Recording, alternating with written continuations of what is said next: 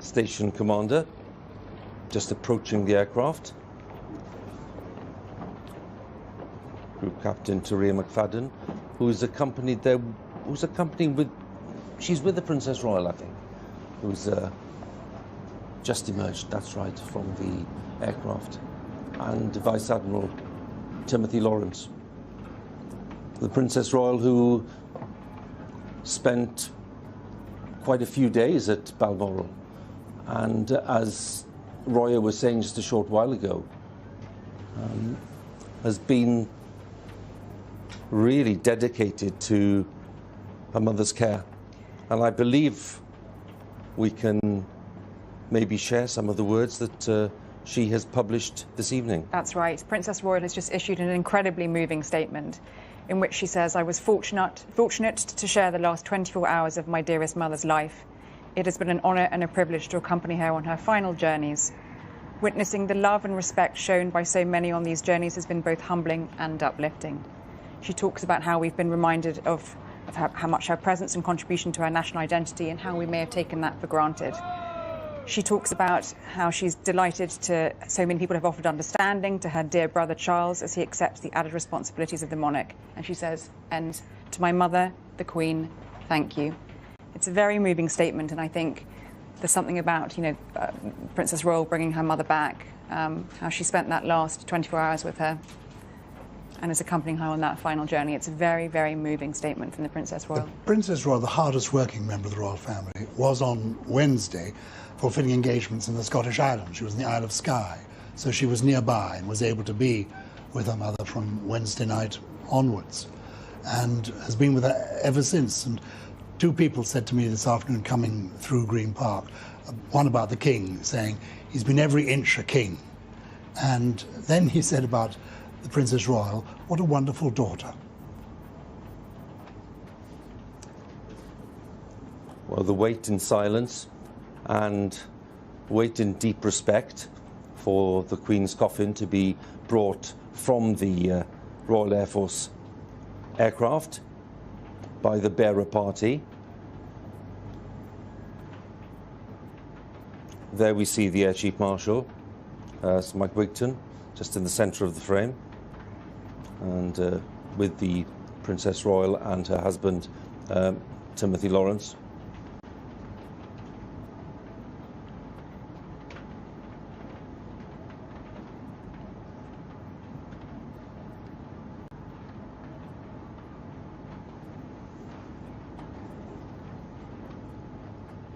The banner, the insignia, draped in black.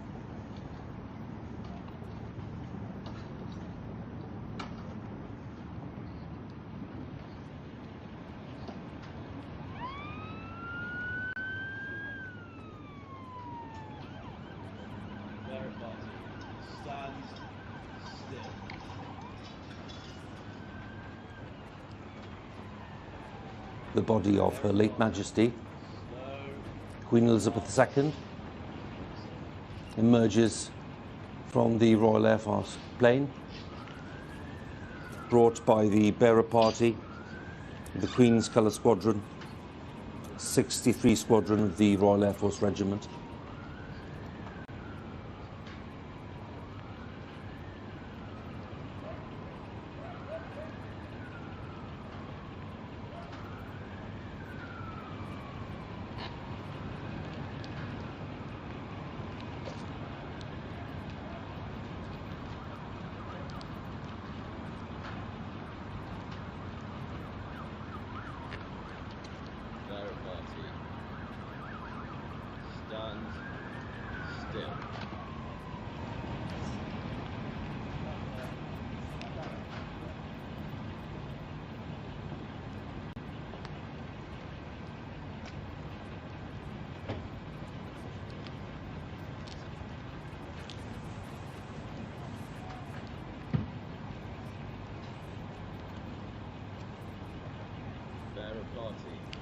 wood, turn,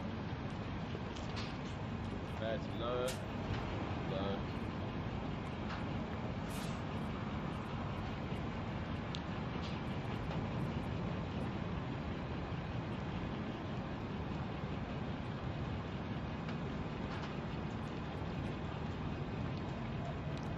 Now parking, 10 paces, inward, march.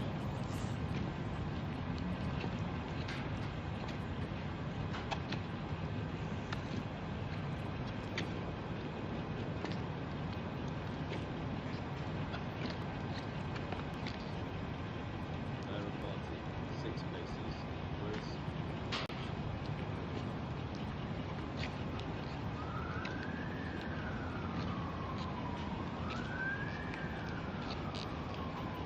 Now party.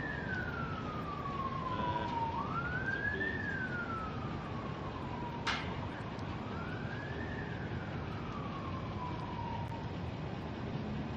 Feed.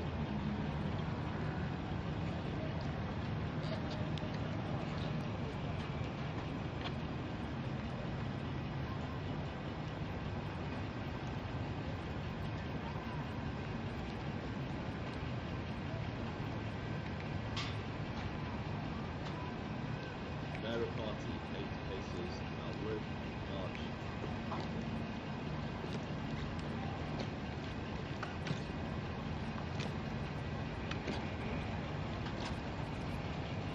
Now party, inward, turn. Wide the left, quick, march.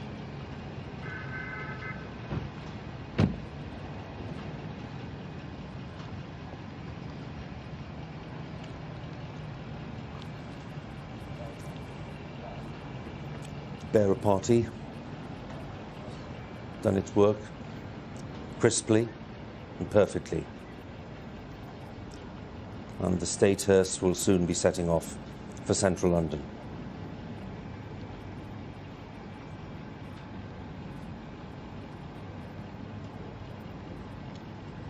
Beautiful tribute that we heard from the Princess Royal to her late mother.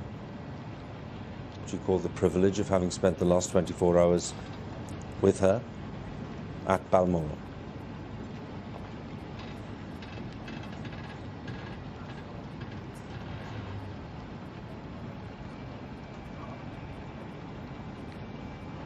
The journey is underway.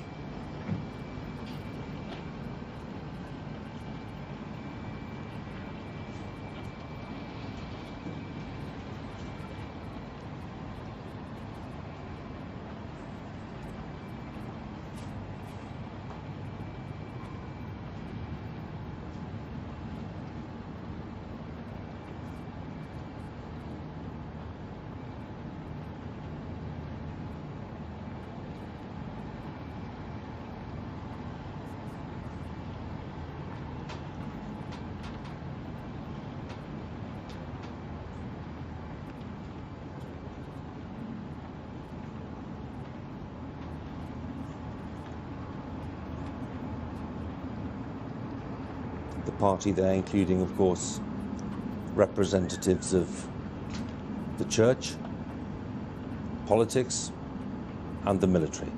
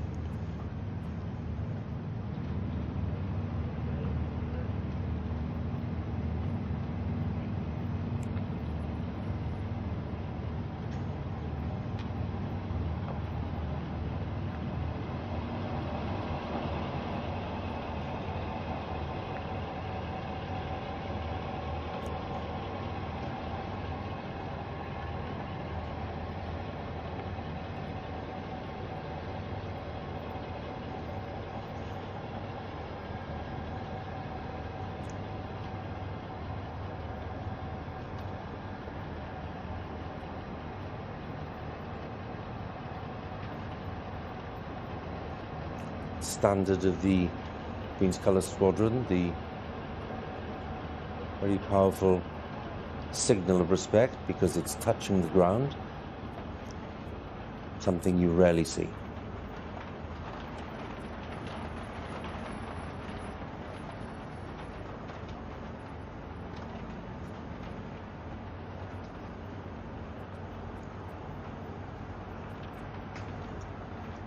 The journey begins towards Buckingham Palace.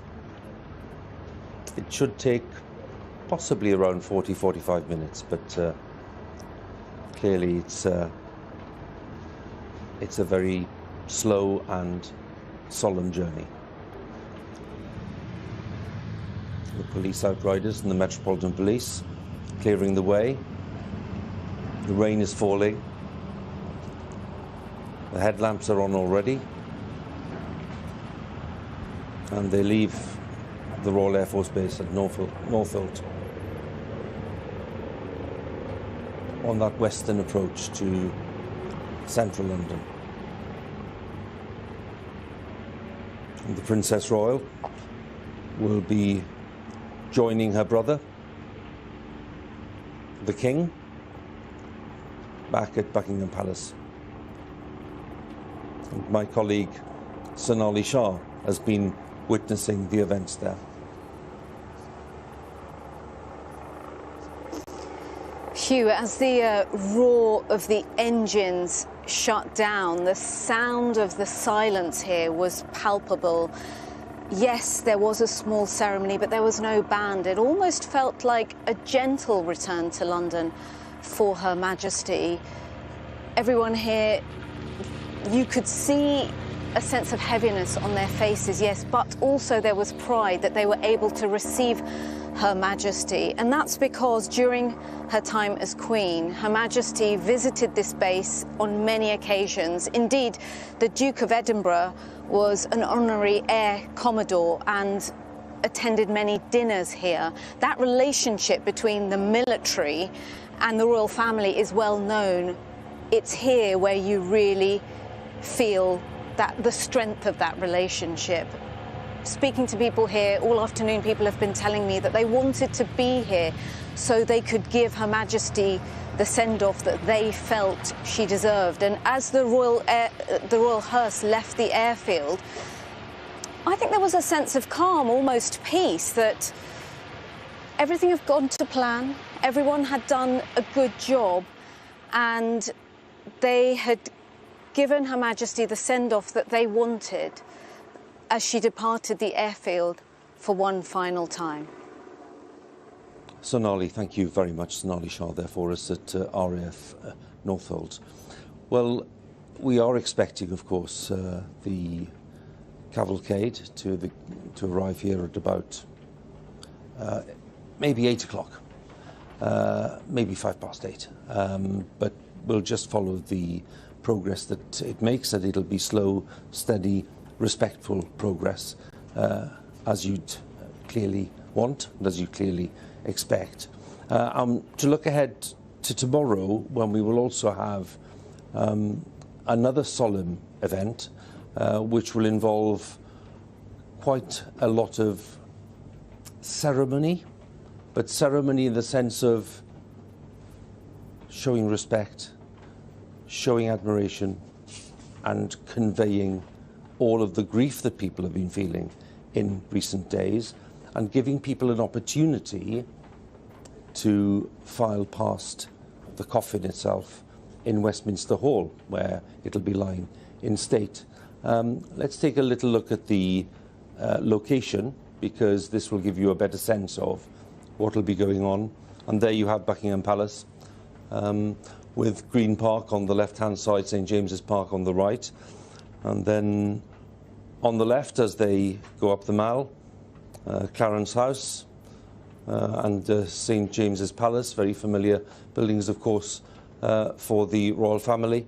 And then turning left towards Horse Guards and across the parade, which is the scene of many happy birthday parades, along Whitehall, past the Cenotaph, where the Queen has so diligently and with such feeling pay tribute to those lost in conflicts over many years.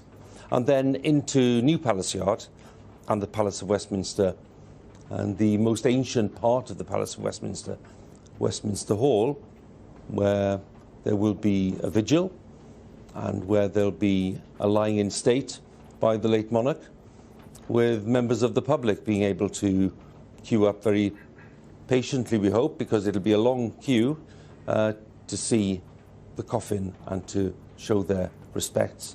And with me, two very special guests, Major General Christopher Geeker, Commanding Officer of the Household Division, and a predecessor of his, Major General Sir Sebastian Roberts.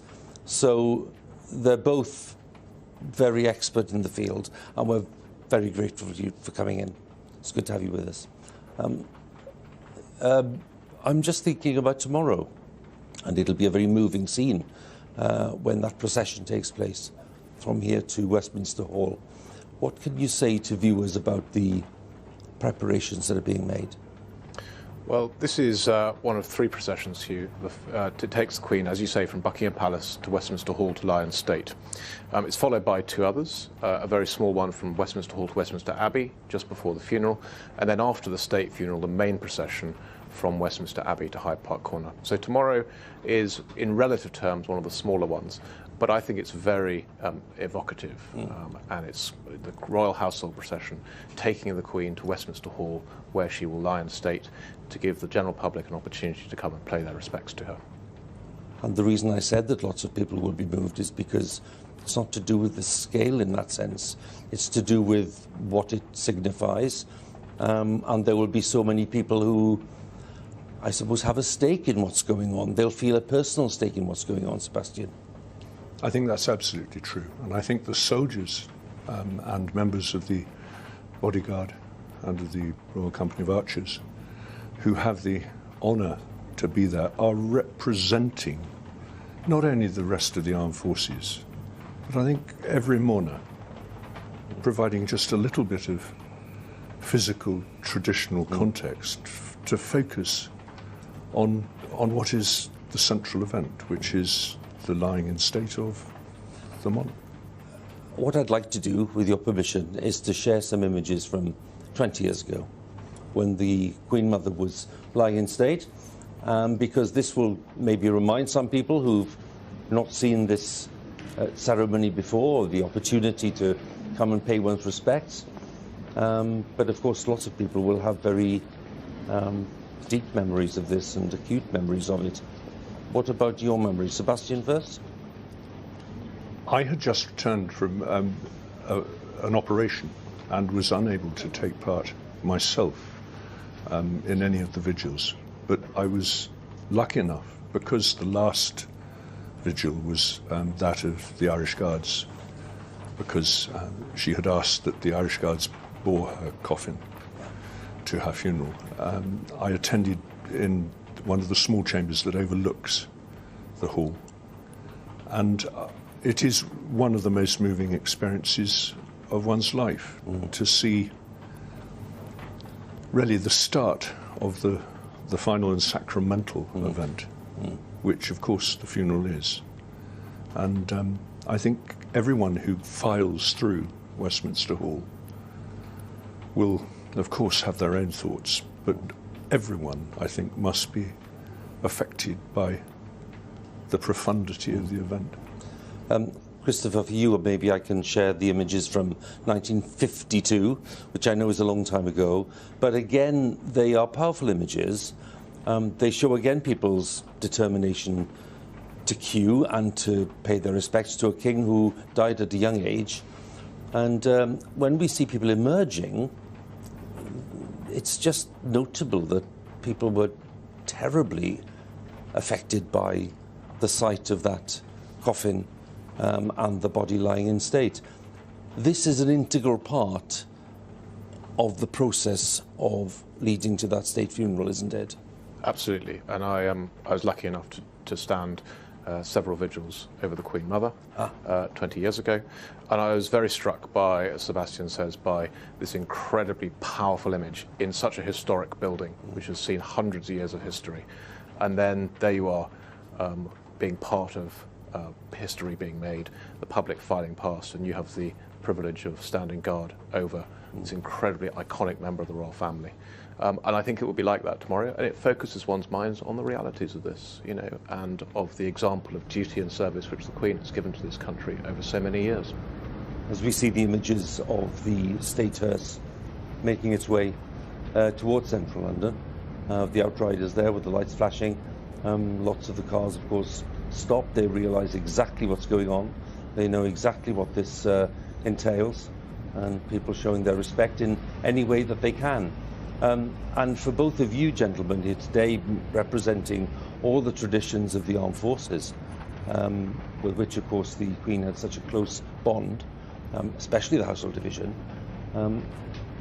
one's bound to ask the question, yes, one celebrates a long life, yes, one celebrates all that the Queen achieved, and that is a long list of achievements, but then, of course, there's a new monarch.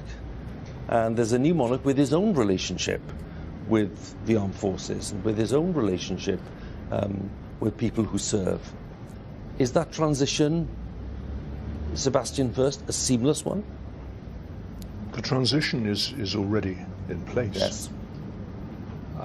We will all remember the Queen while all rejoicing in the continuity that monarchy gives us. Of course, as guardsmen, we would say that. But I think whatever one's feelings for the monarch and the monarchy, I think we can all appreciate that at the same time as being a great public event, this is also an exquisitely personal one for the royal family. Yeah, of course. And I think that the powerful tenderness that one saw in the faces of all those young soldiers in the Royal Regiment of Scotland carrying the Queen's coffin in Edinburgh show exactly what we are about, that we are here to offer personally something on behalf of everyone at what is both a great public event and an entirely personal funeral. Yeah, it's the state event, Yeah. but it's an event which touches every individual, and that's the powerful blend, I suppose, isn't it? Yes, and I think for the armed forces, the royal family, as you say, have a very close relationship with the Army, the Navy, the Air Force. So I think for everybody, this is our last duty to the Queen, but it's also important to say it's our first duty for the King. Yes, of course it is. I'm just following the images now as we consider the light dimming very rapidly over London as the Queen's body is brought in great formality in that state hearse with the royal standard draped over the coffin, one floral tribute, and just thinking about the person following in the vehicle, the Princess Royal, who's really been with Her Majesty for the last few days of her life and clearly played a very important part in terms of giving her comfort and being a constant presence there. And one must spare more than a thought for what she's going through at this point. Any funeral, any prayer for the dead is also a prayer for the comfort of their family. And I'm sure that the millions of people who'll be watching this, the tens of thousands who file past over the next few days, past the catafalque in Westminster Hall, will all be not only mourning themselves, not only thinking about she who has gone, but also those who remain, and most essentially the King and the rest of her family. It's deeply human in us. Yes, I think that's true, and I think that the sense of duty and continuity that the entire royal family have shown over the last few years, but in particular now, has earned them the respect, certainly of the armed forces and more broadly the nation. And of course they're a family who are grieving. Yes. And I think having to fulfil that double function of very public face of the nation, but also a family grieving, is tremendously difficult. But I think people realise that. And it's a very powerful scene. Major General Christopher Geeker, we know that you have a lot of responsibility on your shoulders, and we hope it goes well for you. Thank you. Thank you for being with us. And Major General Sir Sebastian Roberts, always a pleasure to see you. Thank you very much for sharing your views with us as well. So the cortège is making its way towards Buckingham Palace. It's making steady progress. And once it arrives at the palace, the Queen's body will be at rest in what's called the Bow Room, which is one of those rooms overlooking the gardens. It's a bright, light room in daytime, and it's a room that is normally used by the monarch, and the Queen used to use it very frequently when she was welcoming foreign leaders or having lunch with some foreign leaders. So it's a room that the Queen would have known very well. And that is where the coffin will be left overnight. And then tomorrow afternoon will be the procession that we've been talking about with our two military guests just now. And that will make its way from Buckingham Palace along the Mall over to Horse Guards Parade and along Whitehall, steadily down to Parliament Square, into New Palace Yard, and then it will be welcomed by religious leaders at Westminster Hall. There will be a short service, and then there'll be close members of the royal family in attendance, and they will be observing silence and a short vigil. Parliamentarians will be looking for their opportunity to file past, given that this is all happening in the Palace of Westminster, in the most ancient part of the palace. And then the members of the public who've been queuing, some of them we think within a few days will have been queuing for 24 hours, possibly more. Judging by the response already and people's determination to show respect and to show affection and to show their grief, but to show their gratitude as well, for all those reasons. And the sense of saying goodbye to a monarch who's served the longest period in the history of the monarchy in these islands. It is a remarkable thing, and people want to be part of that story, understandably. So that's what's coming up in the next few days, and the lying in state will be going on day and night until 6:30 on Monday morning, and that is the day, of course, of the state funeral itself, when again we expect an event on a scale that most people haven't seen before, certainly in the United Kingdom. The Queen Mother's funeral was, of course, a major and an important event, as was the funeral of the Princess of Wales. But this is the funeral of a monarch. It's different, and the scale will be different, and the effect on people, judging by what we've seen so far, will be different. So as we stay with these images and as we follow the state hearse on its way to central London, let me introduce my guests as we look at the images. We have India Hicks, who's kindly joined us. We have Claire Balding, who's kindly joined us, and we have Robert Hardman, the writer and the author and the Daily Mail journalist. All of you, a very warm welcome to you all. Thank you so much for joining us. if you don't mind, Claire, I'm going to start with you because of your long-standing links to the royal family, which manifest themselves in different ways, not least with horse racing, but because you've known the Queen and met her in different contexts. And for lots of viewers, it's always a thrill to be able to understand what the personality is and what the passions are. And for those tonight watching these images, which of course are solemn and sad images, what can you say to counterbalance a little and tell us about this remarkable woman? I think you've talked a lot about what the Queen has given in her official capacity and that sense of duty and extraordinary hard work and the hours and the days and the months and the years, the decades put into the role of being Queen. But away from that, when given the opportunity to indulge, if you like, in a passion, those passions were horses and dogs.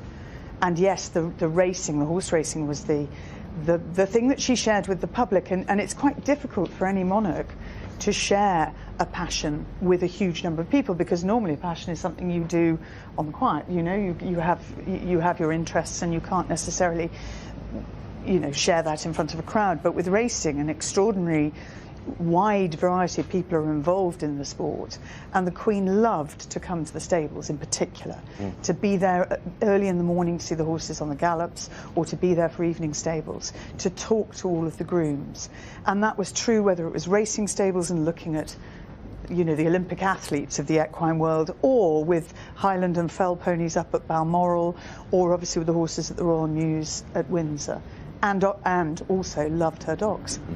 Yes, clearly, in all of the lovely archive material we've been showing, there are dogs everywhere. The corgis are everywhere. The dorgies as well are everywhere. And judging by the response from viewers, I have to say, they like the dogs as much as they do the horses. It's a nice thing.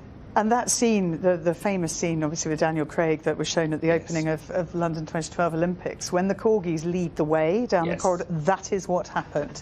You know, they would lead the way. They knew exactly where they were going. They knew what time they were doing it. They, you know, were right around, playing with toys along the way. And to see the Queen laughing and smiling because there was a shared experience, that everybody was looking at something else, not at her, and she was part of the crowd. And I think that's why racing for her was such a wonderful thing to be able to enjoy. And she was a very, very successful breeder and owner, and loved that scene. You know, she liked to talk about horses and about animal behaviour, and was really visionary actually in the way she thought about it, always introducing new ideas. I'm not sure whether any of the dog training ideas will have worked, because corgis are notoriously naughty. India, your mother, Lady Pamela, of course, is lady-in-waiting to the Queen. And you indeed have your own links to the royal family. I'm thinking about you being a bridesmaid back in '81 at the Charles and Diana wedding. When people ask you about an event like this, when you think about what this represents, you think about people, thousands of them behind us, wanting to show their respect. What is it about the Queen's contribution that you think really touches people? Is it the fact that she just had a sense of duty that was unshakable? Because many people saw her slightly aloof. The great thing about what Claire's saying is it's building up a portrait of a personality and a character. What is the Queen's quality, the magic that brings people out in their thousands like this? I think that she was so exceptional in the way she came to the job, so young. She made a promise that she kept. She never put a foot wrong. She was wise in so many ways, breeding, normal everyday life. She just set an example that none of us have seen, or probably will see again, because she had so much time to finesse the role. But she just was able to bridge being a monarch, being a mother, being a grandmother with ease. And I think her faith was an incredible part of what made her so exceptional as well, and very open with that and very accepting. And I think that that made us all feel very hugely impressed by this woman for so many years. Robert, we were looking yesterday at that wonderful service of thanksgiving and reflection in Edinburgh. And of course, now we're seeing these images of the Queen's body being brought back from Scotland to London. When we talk about qualities, you've written a lot about the late Queen. When we talk about qualities, what are the ones that come to the fore that really do connect with people more than someone is a monarch and they must be respected because they're a monarch, but the personal qualities that manifested themselves in a way that they connected with people? Well, Hugh, I think, you know, we always hear about her sense of duty and service, and that goes without saying. But I think Claire touched on it there, that the way that we all feel we can relate to her in some way. I think, you know, the Prince of Wales touched on that just behind us here at Buckingham Palace at the time of the Platinum Jubilee, when he said that the story of her life is the story of all our lives. Everything about her life, it sort of punctuates all our lives. We remember where we were at the Silver Jubilee or at the Royal Wedding in 1981 or the Golden Jubilee or whatever. You know, she's just touches us in so many different ways, and that's reflected now in these extraordinary scenes. I mean, this isn't even meant to be this is what they call an operational homecoming. This isn't even meant to be any sort of official event, and yet you've got the whole of, you know, West London grinding to a halt. You've got people stopping on their way home from work, just parking their cars in the fast lane, crossing the central reservation, just to say they saw her passing by. I mean, these are extraordinary scenes. I've just come down from Edinburgh, and the scenes there, the Royal Mile, day after day, absolutely packed. Incredibly good-natured, well-behaved, very affectionate, but deeply respectful. And it just goes to the heart of what this extraordinary monarch meant to absolutely everybody. India, you made the point about bridging communities, and I think the other thing the Queen has done, and as she makes her last journey back into the capital city, she has bridged the rural community with the city. And so much of her involvement in horses and indeed dogs kept her in the countryside, kept her connected to country people. And at her heart, that's what she was. Well, we were also mentioning earlier how brilliant the ending has been, that she was there in Scotland, which is where her heart was and really where she wanted to die, and she managed it. Incredible. And that bridges again England and Scotland. It's unifying for all of us. We see the countries coming together.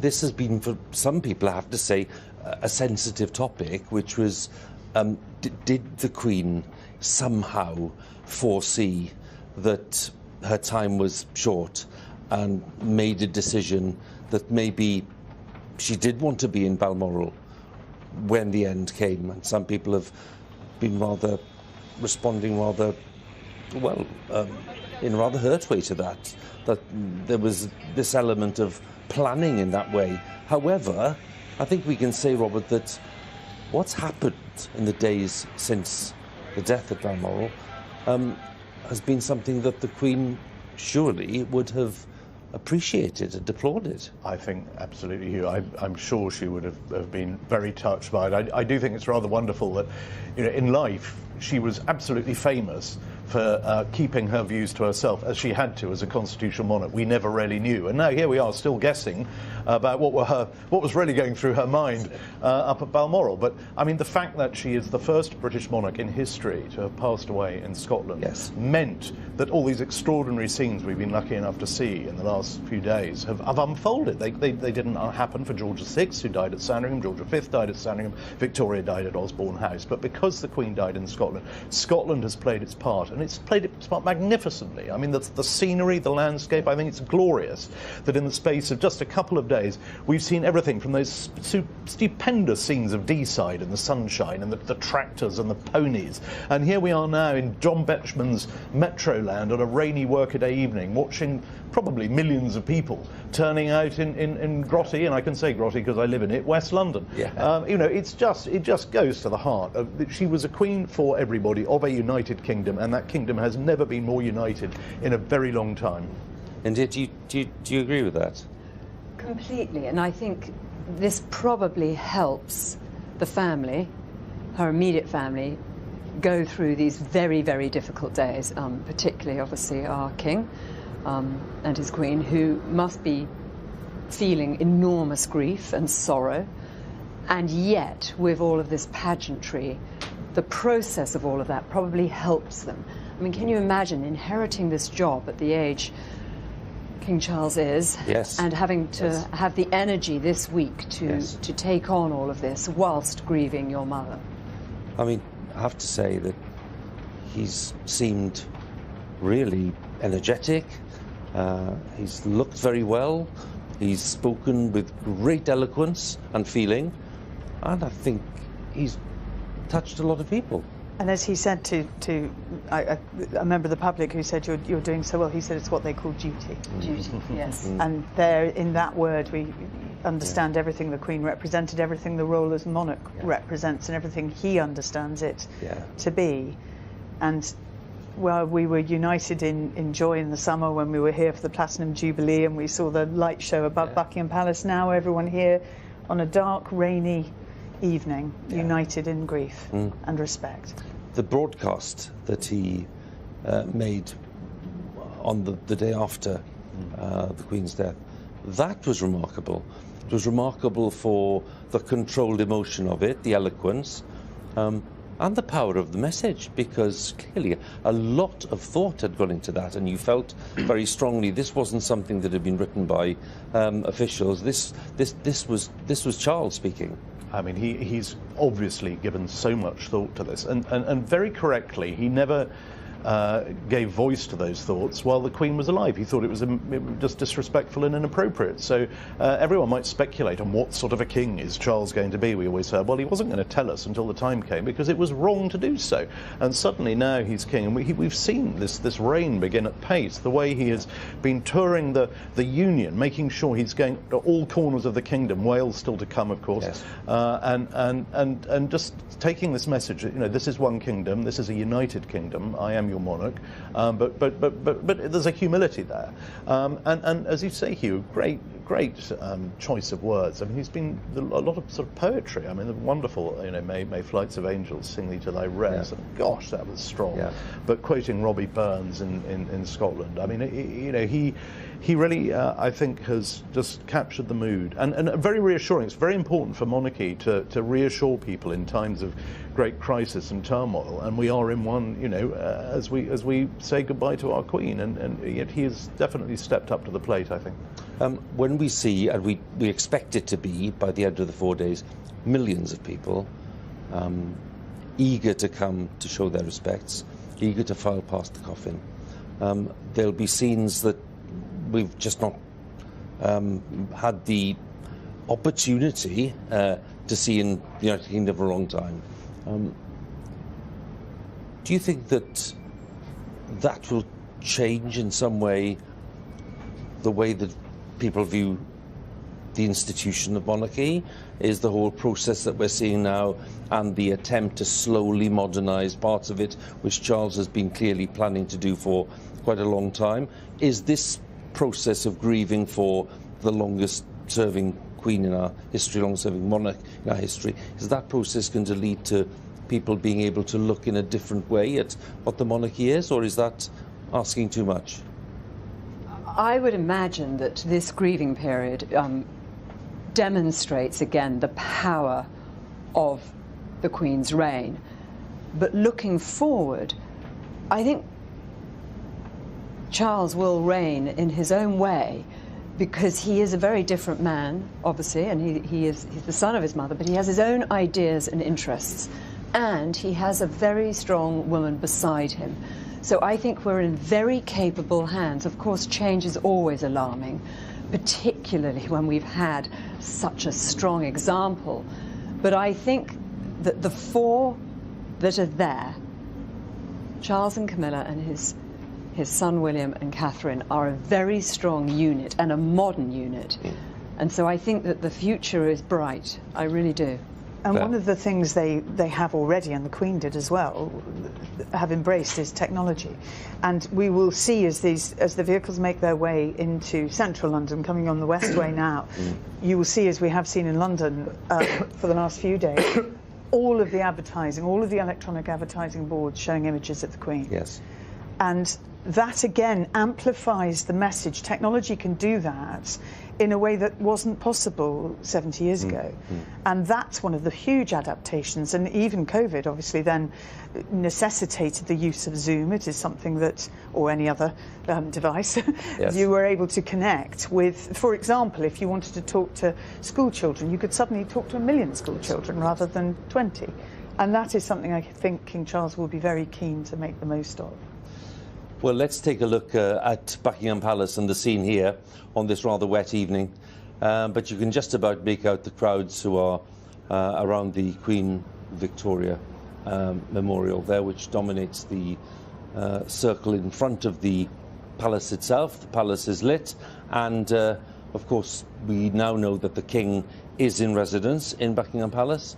He'll be joined very soon by the Princess Royal when the state hearse arrives back at Buckingham Palace. Well, if they're on the Westway, and Claire correctly spotted where they were. They've just come off at Paddington, I think, haven't they? That's right, so there's not long to go. No. So why don't we just pop outside, and my colleague Clive Myrie is on the Mall with some of the people waiting there. Clive?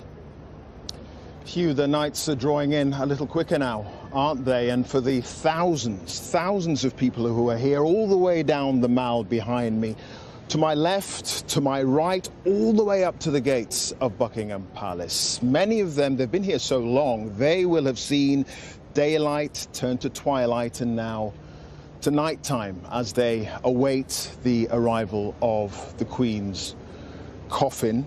I have to say that despite the fact that there are so many people here, it is really quiet. There is a hush. People are huddled together underneath their umbrellas, trying to keep the chill off. But there is a hush, there's a stillness, there's a solemnity here as the Queen makes her final journey to her old home. And I just wonder, given all the pageantry that we've seen over the last few days, the ceremonial I's that have been dotted and the T's that have been crossed, if this will be a moment for these people where it actually hits home that the Queen is no longer with them.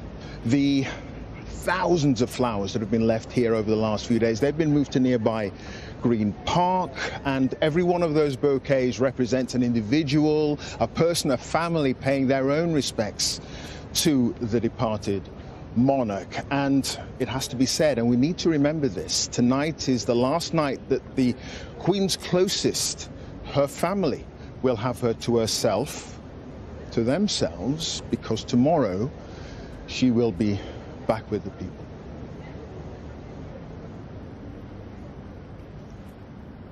Clive, many thanks.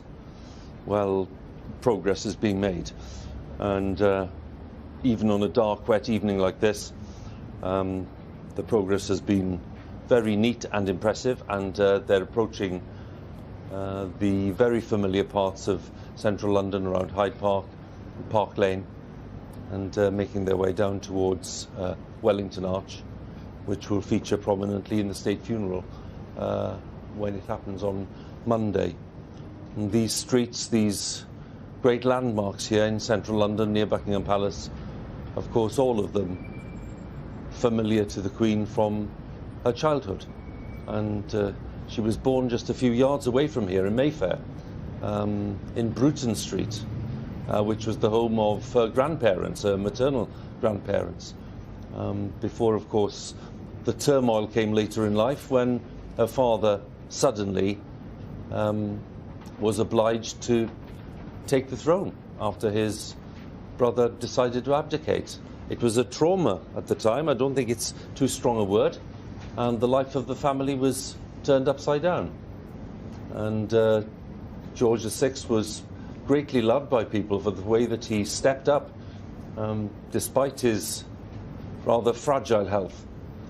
And the Queen never forgot that.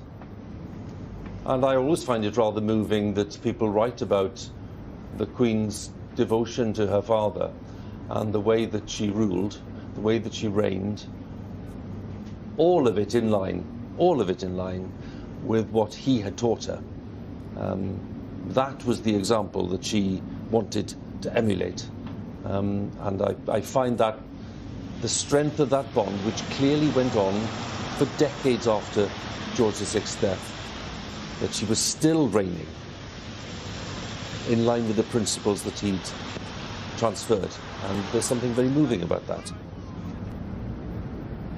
So they're within reach, I think, and there's an expectation here in the crowd. Lots of umbrellas out, I have to say, and you can't blame people for that. It's not raining as heavily as it was earlier, but there's a vast crowd now gathered outside Buckingham Palace, and I'm just sensing a silence. I'm sensing an air of expectation, the solemnity. There's a tranquility to it, which is something you're not used to. I think we all know this, Robert, don't we, when we're normally here for the birthday parade or an event of celebration. Or just changing the guard. I mean, yes. you know, there's always a sense of sort of excitement, anticipation, commotion, and now there is this great solemnity. I think it's very touching. The Queen's coffin is just about, you mentioned her birthplace at Bruton Street, just up the road, and now that she's just going past the corner of Piccadilly, where she grew up as a child, a home she loved, they all loved, the home they didn't really want to leave when it was time to move to Buckingham Palace, where, of course, she's about to arrive now. My mother remembers early on when they had just taken on the role and they moved into Buckingham Palace, and she remembers coming here to the gardens where the Queen and Princess Margaret, my mother and her sister, would play horses. Mm-hmm. And the Queen was always the rider. Princess Margaret was always the horse. And she did also remember very early on when they went to see one of the films that Noel Coward was producing. It was based on my grandfather's war story of HMS Kelly, and they were on their way for an official screening, and my mother was in the car with the King and Queen, the two princesses, and Princess Elizabeth said to her younger sister, "Wave, you must wave at the crowd." So from a very early age, she was that person. She was the one to lead. Yeah. Well, that leadership manifested itself very clearly over a very long reign. Leadership often given in a very subtle way, in a very understated way. But one got the impression time and again that when a decision was made, that decision was very clear and was conveyed in a very firm way. It had been thought through, it was measured, but it was delivered and taken in a sometimes forceful way, but always a determined way. Here we have the flashing lights and the outriders approaching, I think, quite close to Marble Arch, unless they're now drawing down towards Wellington Arch. The crowd's building up, so getting closer and closer to Buckingham Palace itself. It's remarkable, isn't it, the great variety of the British weather. We had the rainbows on Thursday. We had the sunshine in Edinburgh this morning and yesterday. And in the rain, those lights just sparkling because of the weather, and even more brightly one can see that, specially designed. And again, the visibility, even in death, we can see the Royal Standard, we can see the Queen, we can see the coffin. She would always make a point, as even driving at night, when she must have been terribly tired after some state occasion, she would always make sure the light was on in the car, not because she was a show-off at all, it's because she knew people had come out, they expected to see her. Visibility, I have to be seen to be believed. It's the ancient tradition of monarchy, which is that you have to be seen. And therefore, the bright colours worn at Royal Ascot, for example, or at any Trooping the Colour at any official event. It's extraordinary to think how much the world has changed in all terms. You were talking about technology. Again, I keep referencing my mother because she really is the one who was there so close to the Queen, especially when moment she actually became Queen. And they needed to make their way back to England, and the world's press had already descended on Nairobi Airport by the time the then Princess Elizabeth arrived. And the world's press put their cameras on the floor, on the ground, as a sign of respect for the Queen in mourning, and no one took a photograph of her. Imagine now. Well, I rather wish, I have to say, that tradition were being followed now, because I do think that there must be a respect. And it's not to blame people. I think so many people now have grown up with an iPhone attached to their hand, and that filming something makes it real. No, witnessing makes it real. Well, I have to say, in Edinburgh, it was very firmly laid down. There will be no iPhones and photography at the vigil at the Lying in State, and I'm sure that'll be the same here. And it was, well, it was adhered to very faithfully. I mean, everybody there was no everyone behaved issue at all. Impeccably, yes. No.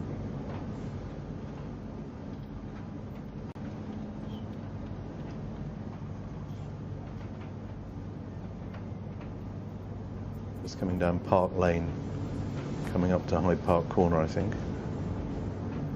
So we can see a big police presence there as we come to the southern end of Park Lane, and very soon they'll be turning over to the left and then on the approach to Constitution Hill, on the way down to the palace itself. Journey the Queen made probably thousands of times in her long life.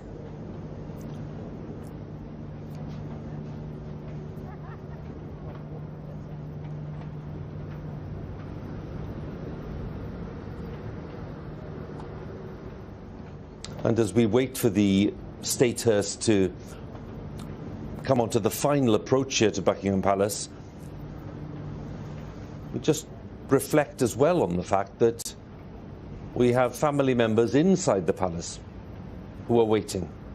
They're waiting for the arrival principally of their mother's body. This is Charles and Anne. Not sure, Robert, at this point where Duke of York or Earl of Wessex are, whether they're there as well. They may well be. I think during the course of the evening, this is the family's last chance to have that private farewell. We would expect the family, obviously, to stand vigil in Westminster Hall, but tonight is the nearest. And here, of course, they're now in, I suppose, what you would call the home straight. The final furlong. And the Princess Royal obviously following behind. And that was a very moving statement, wasn't it, that was released from the Princess Royal at 7 o'clock? Yes, heartfelt and timed in a very deliberate way for the return to London. Princess Royal waited. Here at Buckingham Palace, the outriders have just gone past.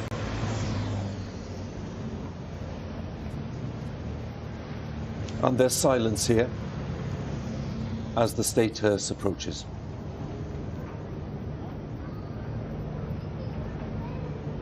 And Her late Majesty, Queen Elizabeth II,